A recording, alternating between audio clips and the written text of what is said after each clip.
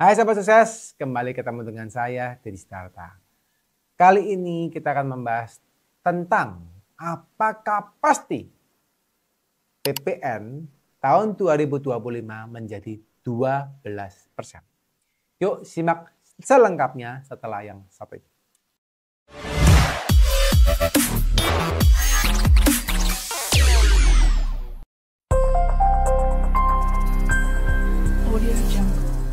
Oke teman-teman, ya kali ini kita akan ngomong soal PPN ya. Ini soalnya isu desas-desus yang sampai hari ini banyak yang bingung ya. Karena di Indonesia ini kadang-kadang peraturan bisa berganti di last minute gitu ya. Tapi yang ini saya nggak berani komentar ya, karena Pak Presiden Jokowi kan juga akan berganti ya ke Pak Presiden Prabowo ya. Kalau di zaman Pak Presiden Jokowi memang kadang-kadang last minute pun bisa diganti ya. Tapi saya nggak tahu di pemerintahan yang baru seperti apa. Nah, kembali merujuk kepada apakah PPN akan kembali ke 12, akan menjadi 12%. Secara undang-undang ya, kemarin sudah dijelaskan di Undang-Undang Harmonisasi Peraturan Perpajakan ya. Itu HPP ya. HPP yang menyebutkan bahwa tahun 2024 ini PPN menjadi 11% gitu ya. 2025 PPN menjadi 12% ya. Nah, tentunya karena sudah muncul undang-undang tersebut, maka kemungkinan PPN 12% akan dijalankan oleh negara. Ya, karena sudah masuk ke dalam ranah Undang-Undang Harmonisasi Perpajakan. Ya. Jadi dengan mengacu hal tersebut adalah kemungkinan tetap akan 12%. Ya. Tapi sekali lagi tidak ada yang tidak mungkin. Ya. Karena dalam kondisi 4 bulan ke depan, ya, karena sekarang di bulan Agustus ya, 4 bulan ke depan, masih ada beberapa hal yang bisa terjadi seandainya tiba-tiba Presiden mengeluarkan mandat bahwa oke, ditunda dulu, jangan 12% karena ekonomi nggak baik, ya. Mungkin tahun 2026. Nah, kalau sampai sudah keluar seperti itu, maka ini akan dihapuskan, ya.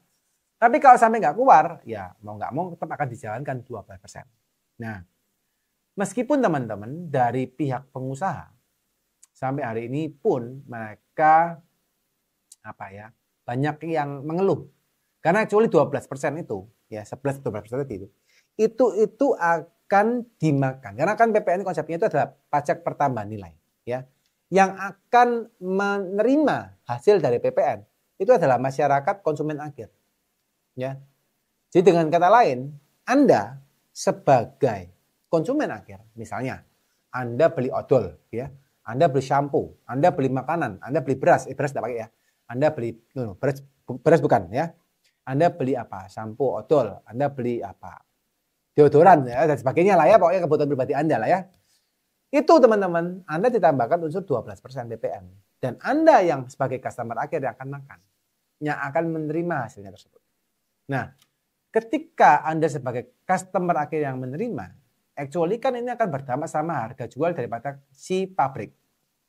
Nah, pabrik ketika menjual dengan harga yang lebih tinggi, kembali pertanyaannya, apakah Anda sebagai konsumen mau enggak belinya?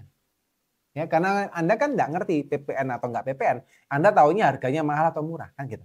Oh mahal nih, oh murah nih. Nah, kebiasaan market ya atau di pasar adalah ketika orang tersebut mendapatkan harga yang mahal ya menurut dirinya, dia akan berusaha untuk mencari produk yang serupa tapi dengan kualitas ataupun harga yang lebih murah. Maka ini akan menjadi suatu pergeseran ya atau bahkan customer akan memilih untuk tidak membeli ya. Nah, ketika tidak membeli, maka akibatnya ekonominya nggak berputar. Karena ketika uang itu kembali ke pabrik, pabrik ini membayarin atau biayain dia supplier, dia custom, dia pegawai gitu ya, dan sebagainya. Ya orang sekitar pabrik gitu. Itu akan dibiayai oleh uang yang didapatkan dari pabrik. Ya, didistribusikan ke sana.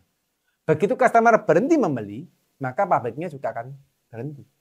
Dan akhirnya ekonomi tidak mutar. Nah, ini yang dikhawatirkan ke sana. Ya. Nah, so teman-teman, oke, ini penjelasan sedikit ya terkait dengan analogi supaya Anda ngerti bahwa larinya kemana sih si PPN ini ya hubungannya kemana.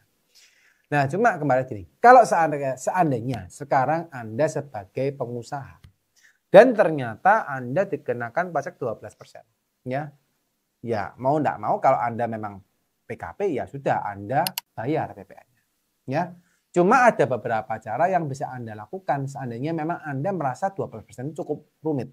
Ya, kalau seandainya teman-teman Anda merasa 12% yang Anda tambahkan kepada customer Anda itu berat.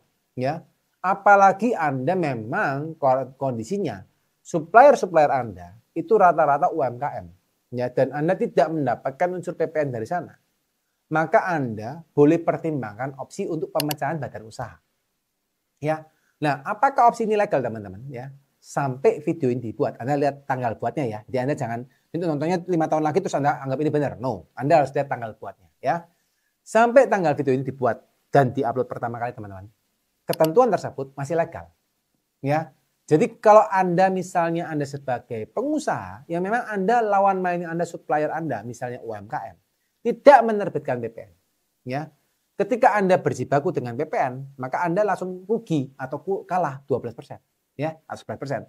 Anda akan jual lebih tinggi sebesar 11 sampai 12%. Dan market Anda, pasar Anda tidak mau terima. Ya. Maka teman-teman Anda boleh pikirkan untuk dipecah aja badannya. Ya. Anda buka beberapa CV atau Anda buka beberapa PT. Untuk apa? Untuk ngakalin supaya Anda tidak kena secara legal PPN. Ya. Dan itu legal teman-teman. Itu secara hukumnya masih legal. Nah tinggal teman-teman sekarang gimana? Kalau seandainya PPN ini menjadi hal yang berat, Anda mau pecah.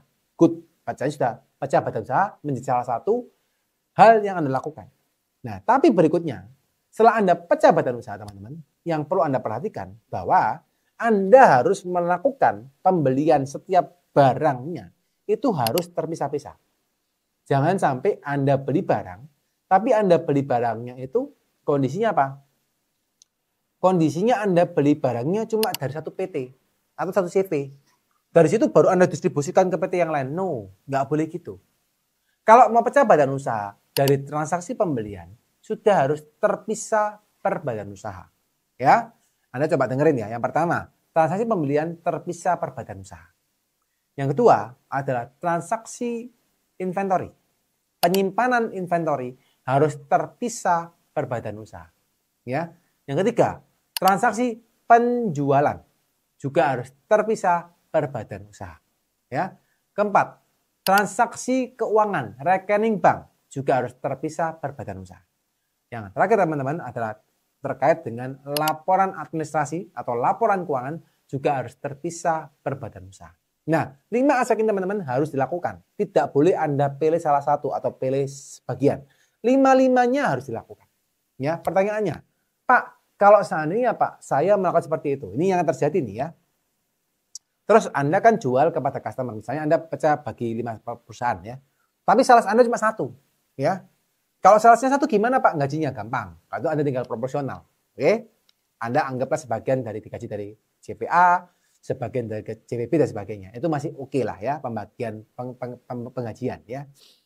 Yang susah teman-teman adalah apa? Ketika satu sales ini misalnya ya menjual seluruh barang A, B, C, D, E, F, G ya, PT tadi, PT yang dimiliki, CV yang dimiliki kepada satu customer. Ya. Seringkali adalah apa? Seringkali yang lupa dilakukan oleh teman-teman pengusaha yang pecah badan usaha adalah apa? Adalah notanya 1. Ya. Jadi misalnya jual ke customer A. Customer A ini menggunakan barangnya CVA, CVB, CVC. Tapi yang dibuatin notanya cuma 1 teman-teman. Ya misalnya pakai notanya CVA. Nah ini problem. Ya, kenapa? Karena kondisinya ketika si CVA yang membuat nota, barangnya kan dari ABC, bukan CVA tok. Ya. Nah, itu menjadi masalah besar di CVA. Tanyain, "Loh, barangmu dari mana?" "Oh, enggak ada, Pak." Nah, ini problem. Ya. Jadi ketika Anda pecah badan usaha pun, Anda harus jualnya itu harus per badan usaha. Invoice-nya dipecah-pecah. Rumit enggak? Ya, rumit banget. Ya. Memang Anda harus lihat dulu gimana tuh cara mecahnya. Ya, tidak boleh asal. Kalau Anda cuma nonton video YouTube terus Anda langsung wah dipecah badan usaha, buka CV banyak. Ya, bisa buka CV-nya. Buka CV-nya enggak susah ya. Anda tinggal ke notaris ya. Anda tinggal apa? Tinggal buatin bayar ya, tinggal dibuatin CV selesai. Yang susah adalah afternya setelah Anda buka, mecahnya gimana, yang bagus, naruhnya gimana, gimana belinya, gimana administrasinya, itu yang teman-teman perlu perhatikan benar-benar.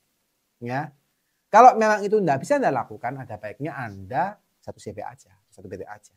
Cuma Anda siap dengan resiko konsekuensi terkait dengan BPN yang Anda harus tanggung 11 atau 12%. Ya kalau siap, jalan aja. Untuk teman-teman yang pengen belajar bagaimana cara Anda menyikapi ya surat cinta pajak atau SP2DK, Anda bisa membalasnya. Gimana cara balasnya? Kalau toh misalnya Anda masuk ke dalam pemeriksaan, gimana cara nanganinya? Data-data yang apa yang harus Anda siapkan? Anda boleh pelajarin satu e-course kami, yaitu bagaimana menghadapi SP2DK dan meminimalisasinya. Ya, kami sudah siapkan trik-trik yang baik untuk Anda bisa lakukan secara legal. Ya, untuk Anda bisa menghadapi pemeriksaan, untuk Anda bisa menghadapi surat cinta pajak dengan cara yang elegan.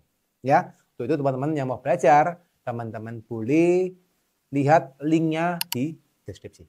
Sekian video ini kami buat. Semoga teman-teman yang nonton tambah insight ya terkait dengan materi hari ini. Dan buat teman-teman yang suka dengan video ini, silakan Anda di-share ke teman-teman yang lain. Anda juga boleh like dan subscribe ya supaya Anda juga bisa selalu in touch ya dengan konten-konten yang kami buat. Dan buat teman-teman yang pengen bertanya, silakan Anda boleh drop pertanyaan di kolom komen, ya akan saya jawab semaksimal mungkin. Atau teman-teman yang pengen bertanya dan dapat respon cepat, ya Anda boleh DM saya di Instagram. Saya akan lebih jawabnya lebih gampang mungkin kalian di Instagram. Ya, sekian buat teman-teman. Semoga teman-teman saya akan selalu sehat, selalu diberkati dan selalu happy ya. Bye.